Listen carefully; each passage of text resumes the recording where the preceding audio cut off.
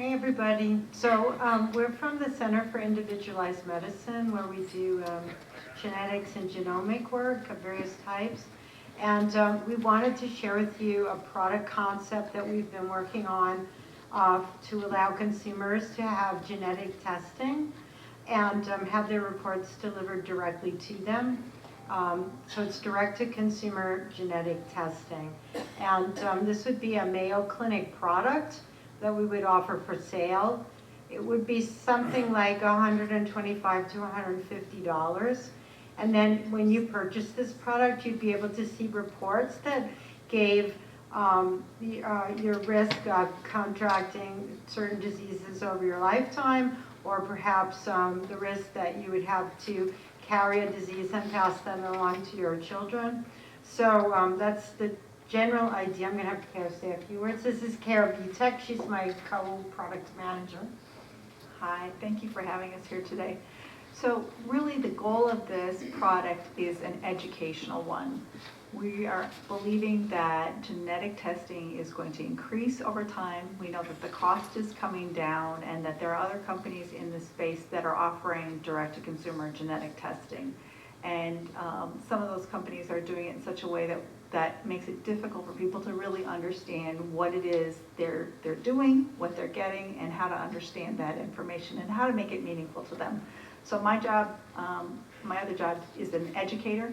And so again, this is an educational application that helps consumers who don't have any background in genetics really understand genetics and how that impacts them. Does that make sense? Okay. So we have Jackie she's one of our collaborators. She works in helping thinking about how do you create these applications that are very user-friendly. And she's going to be walking through some of our thinking on this.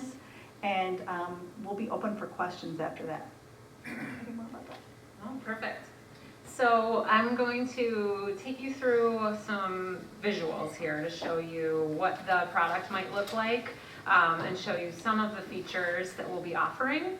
And then, as Anne-Marie and Kara mentioned, we'll have question and answer at the end. So we really just want to hear your feedback.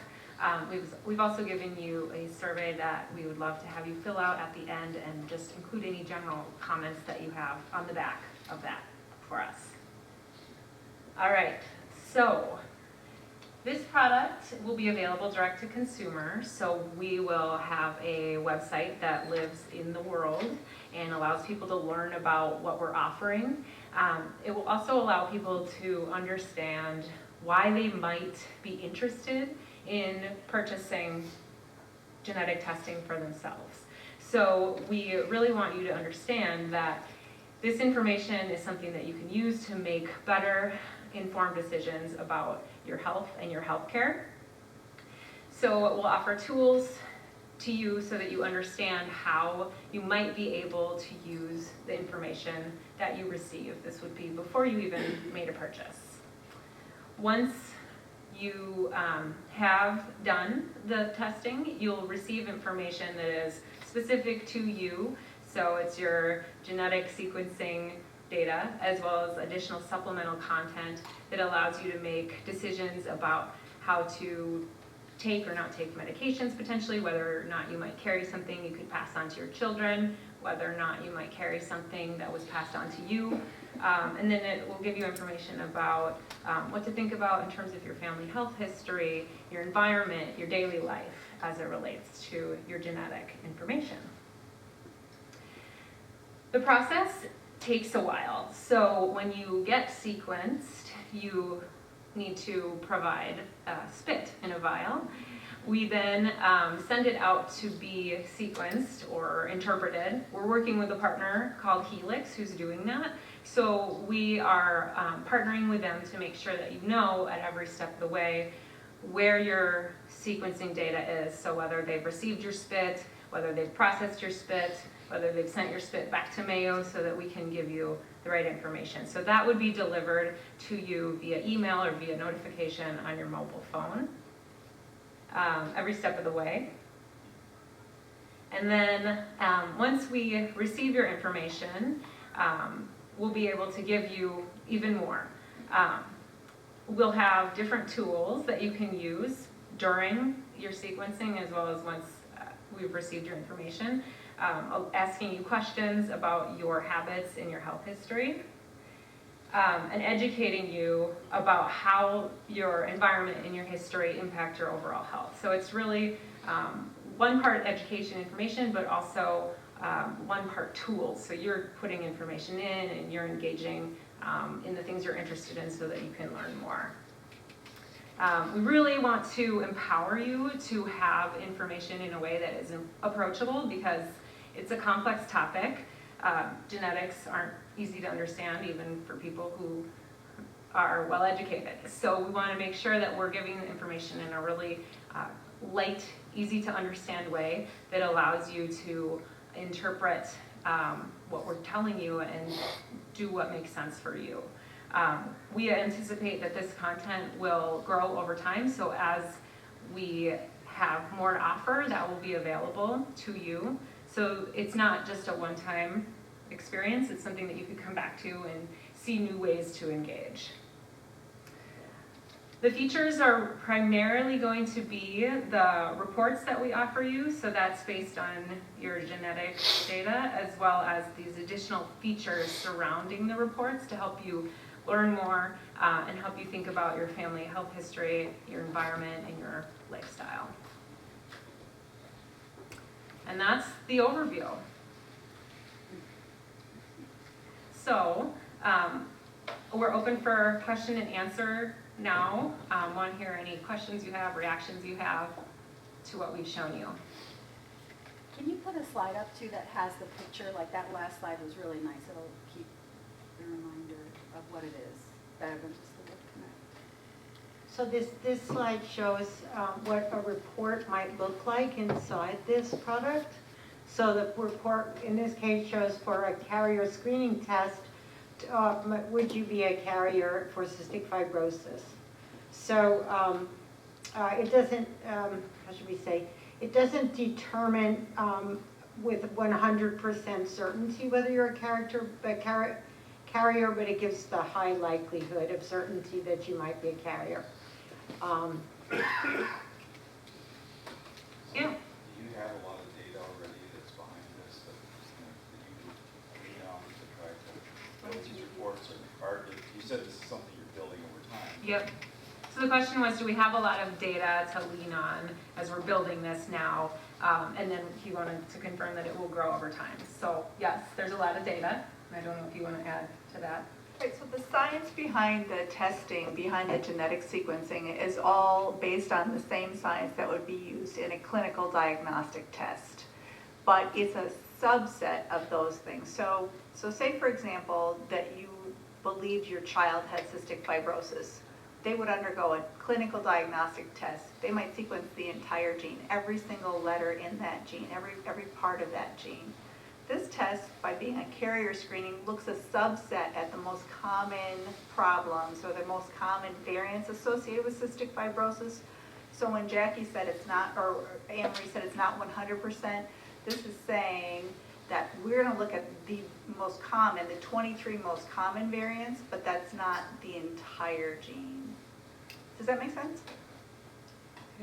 Please do. Yeah, so we're working with specialists around Mayo Clinic that have expertise in certain areas of disease.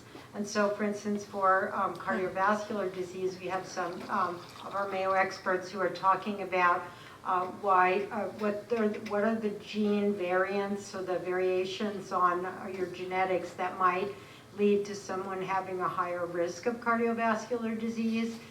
What's the family history that you might have? Did your parents, your father, your brother, somebody die of cardiovascular disease? And then we're also looking at the individual behavior, so your body mass index or your smoking status, and looking at each of these elements and determining how they contribute overall to risk.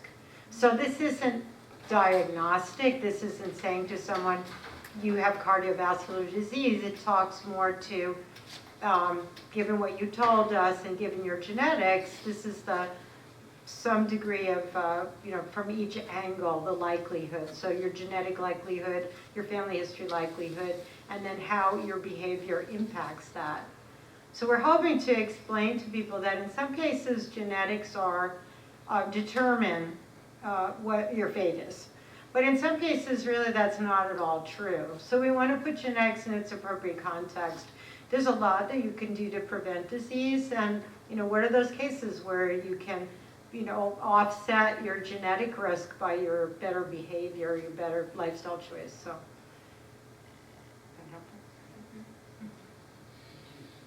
The patient chooses something they want to be tested by, or is this a series of tests that they take? So the question was, does the patient choose, or does the consumer choose which test they want and pick from a list? And the answer to that is no. We're starting out with there's over 6,000 known genetic disorders, and so that's a lot. So we're starting with a very small subset of those, ones that have a lot of evidence or data behind them, that are very well understood, and that we have experts here at Mayo Clinic who can provide information on those. And then based on that, we intend to grow over time, so that we are looking at diseases that impact a wide range of people based on a variety of ethnicity, genes that we believe, or disorders that we believe that would be of high interest, as well as those genetic disorders or traits that best help someone understand really what is genetics and what role does it play. Where we have the science, and as you said, where we have the science that backs up our conclusions. So Mayo is very cautious about this. We want to be able to prove or validate that the gene is associated with the risk and know in what way that's true. So it's, yes? Will there be false positives? That's a great question. Will there be false positives? And we certainly will do absolutely everything in our power from a laboratory QC standpoint. This will be run in a CLIA environment, and we're taking our documentation to the FDA, so that everything that we're doing will be done in the most robust quality assurance methods. Same as for the clinical? I'm sorry, say again? Same as for the clinical testing? Right. I was just wondering, in terms of how it's paid, like certain tests are paid, like if a woman is looking for a breast cancer gene, for example, some of that is actually covered by insurance under certain situations. I'm just wondering how you're going to do the payment for this, and if there were certain situations where it can be coded to deal with insurance, and if people will know that there are certain genetic things that are more capable for dealing with specific diseases where it's more clinically usable than in certain other areas. I'm just wondering how people will be steered to knowing how usable the stuff is. That's an awfully good question. I'm not sure I can repeat the whole thing, but the question was about, for instance, what would be the reimbursement, or would this be a kind of test that could be used for clinical purposes, or how would we articulate the purpose of the test? For instance, a woman who was seeking breast cancer testing for the genes that are linked with breast cancer, under some circumstances, that's a reimbursable genetic test, and how would this compare? So as Kara said earlier, we're viewing this as a consumer product and primarily an education app. At the beginning, we're not going to offer testing like BRCA1 and 2, the breast cancer genetic test, partly because this is a space where it would be awfully helpful to have a physician or a genetic counselor with you to know what the result of that test was and how to interpret it and what it might mean for your health, the implications for your health. So it's a little bit of a more tricky one. I think we have a task in front of us to explain to consumers that this is testing that, while it is clinically valid, it isn't performing every single test that you might have. For instance, there are more variants associated with cystic fibrosis than those that we're going to test. So it's intended to help people learn something about genetics, learn something about their own personal genetics, and also to put them on an appropriate path. So if they need clinic care in the clinic or to be seen by a genetic counselor or a physician, that we're going to help them know that that's the right direction that they need to go in. Yeah, as regards reimbursement, it's not a reimbursable because it's not a clinical, it's not ordered by a physician as a test during your care. So, like if somebody gets the test results, they'll be able to know how to go to a particular person, either their primary care doctor or somebody else, to get it further interpreted for further guidance. And I guess I was also curious what the actual cost would be of this, if you know. What the cost would be. Yeah, What the cost, so the question was, will there be guidance and who to approach for more information or how this might impact your care, and then also the cost. So the cost has yet to be determined, but we're talking in the range of between $125 and $150, somewhere in that range. So we'd be interested in hearing your thoughts on that as well. The second piece was whether or not there would be guidance within the application to help connect you to a healthcare provider if you found a variant of something, of some disease, disorder, or trait that you were concerned about. And importantly, we've been in good conversation with a number of physicians here at the clinic. Our goal will be to definitely connect that person to someone who can provide health care or provide guidance on what they found. So, so that if you are in California, that and this is yet to be worked out precisely, but we can perhaps connect you to the National Society for Genetic Counselors, for a genetic counselor in your area or a provider in your area, or recommend, depending upon what it is, recommend a Mayo service that could provide guidance. And I forgot what else I was going to say on that. That was good. Okay. Was this just, you thinking of this and just general, like maybe tomorrow I decide to sign up and have this done, is that? Mm-hmm. And so I do that, and then a year from now you add many more things. Am I going to have to pay to have all the additional information I might have gotten? That's a good question, and we're actually thinking about, so the question was, if there's more testing that will be included in the product, would the person purchasing it have to pay extra for that? And I guess the answer to this is going to be, it's going to depend. There is going to be additions to the product and enhancements and new tests that we're going to include without charging any more. So the consumer would just have the benefit of more information for the initial price.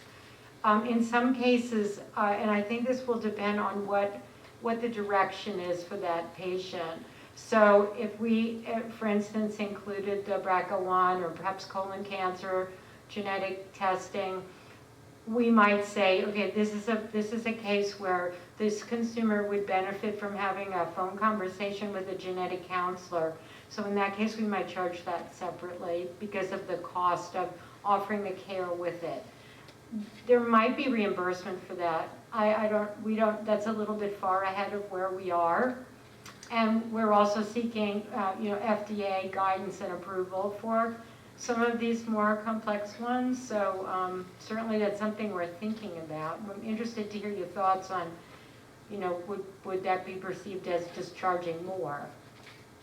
So, and just to add a little bit to what Anne-Marie said too, so there are some pretty clear guidances from the FDA about what kinds of tests should go to direct to consumers and which ones shouldn't, which ones should be provider mediated, physician mediated, and we don't in any way intend to flaunt those guidelines and rules. We want to be completely within those guidelines and rules. And when there is medical guidance that should come from a provider, we intend to work on a model for that. Is that a separate app? Is that something outside this particular one? Is this beyond that? And the answer is we don't know yet. We're still talking about that. So again, we'd be interested in hearing what your thoughts are. What age group would you suggest for this? Starting children or? So we're not accepting children. We're only accepting over age 18 because we're going to be storing the genetic data in a database. So we also think that children, are not of age to determine, I mean, this is the guidance that we have from our bioethics team, that we should not sequence the genome of children outside of a clinical setting. So, but in terms of the age group, I think there are multiple age groups that could be interested in this. So I think a person that has children and grandchildren potentially could be really interested in knowing, what is the health that I have and what might I be passing down, or recording perhaps the health of your own parents and grandparents and siblings to know that family history to pass along to the younger generations. So that can be very interesting and kind of a gift to future generations, really. I think also it's a product for young people who are starting families. It tells them something about what their genetic risks are when with their partner. Would they, be at risk of their child having a genetic disease? So I think there's something for many age groups here. Some people are really curious about genetics and they're just interested, so there's also that. There's another part of this product. We're working together with a company called Helix.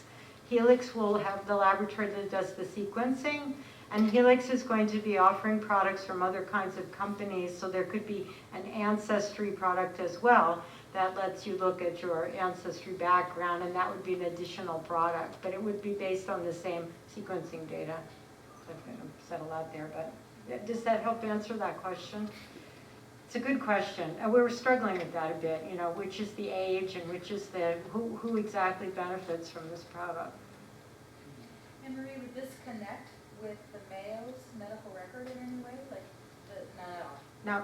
So the question is, will this connect with the medical record of patients at Mayo? Not right now. Not right now.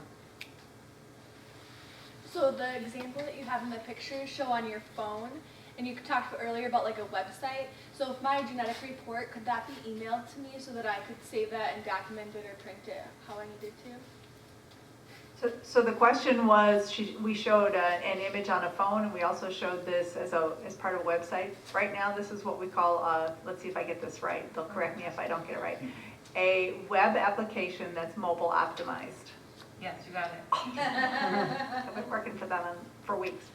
And so we're working on, we just had meetings, as a matter of fact, over the last 2 days about what can you print out, what could you take to your healthcare provider, what could you send or store. And so we know those desires may be there, and we're looking to see how best to meet those needs. Could this be used in connection with infertile couples who are trying through in vitro fertilization to try to see if they would have a genetically, in a sense, acceptable baby, or could it be used for the couples doing that? It wouldn't be used. So the question was, could this be used for infertile couples or used to determine the health status of their developing fetus or? So in answer to that, it really doesn't do anything on infertility, not at this point. We don't have an infertility result. If the two parents of the baby, the unborn child, both were carriers for a certain disease, the child will have a 1 in 4 chance of developing that disease. So if the parents are aware that they're carriers, they're not affected themselves by the disease, but they're carriers, I think this is good information for them to take back to their physician and their obstetrician to determine, what they should do and how they should approach that. And I think for many people, there's an ethical choice there and decisions to be made. But the app itself, our product itself doesn't tell anything about your baby other than possibly just if your partner is also affected, this is the risk that your baby might have. You mentioned at the very beginning that there was up to 6,000 different things that you could learn from a full genetic analysis or whatever. How many specifically will you be looking at? You mentioned a couple, but are you talking about 25 or what are you talking about in terms of based upon what you're going to be looking at? That's an excellent question. And we've had it around a number of tables, and I'll tell you the short answer, the first version will have around 20. After that, we intend to grow. But I can't tell you how many or how quickly but the first release will have a limited number that we can really understand how people are using and understanding the information that we intend to grow. And the growing would require further testing so that you'd have to pay again, or no? No, the beautiful thing about this is that your genetic sequence will be done only once, and that then we can query those data. There's a filter that sits on top of it and says, okay, now with this next expansion of the module or of the application, now we can query instead of this much, we can query this much. And again, as Anne-Marie talked about earlier, will that be an incremental fee? We intend to grow this particular application, whether or not then we say, okay, there's this subset of genes that really require a physician to interpret them. We don't believe that that's really what this needs to be. That needs to be a separate application. Can we ask you a question? I don't know, have any of you heard of the company 23andMe? I've seen it on TV, heard the ads. So this product will be different, but it's a bit in the same spirit in that it's consumer genetic testing available to consumers. So I don't know if any of you have some comments on that, or even if you've tried 23andMe, if you've been tempted. We're hoping that our product, and this is our intent, of course coming from Mayo and with our physician team, our intent is to build something that will be very medically relevant and very accurate so that the information really helps you improve your health and manage your health and understand, and really have clear understanding rather than just information like, yeah, you might have a risk of this. So we like to be a little more expansive about what that means.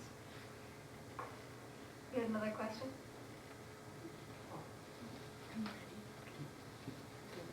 Well, does your time Okay. set up? It's 6:02, so Great. thank you. Yeah, thank you.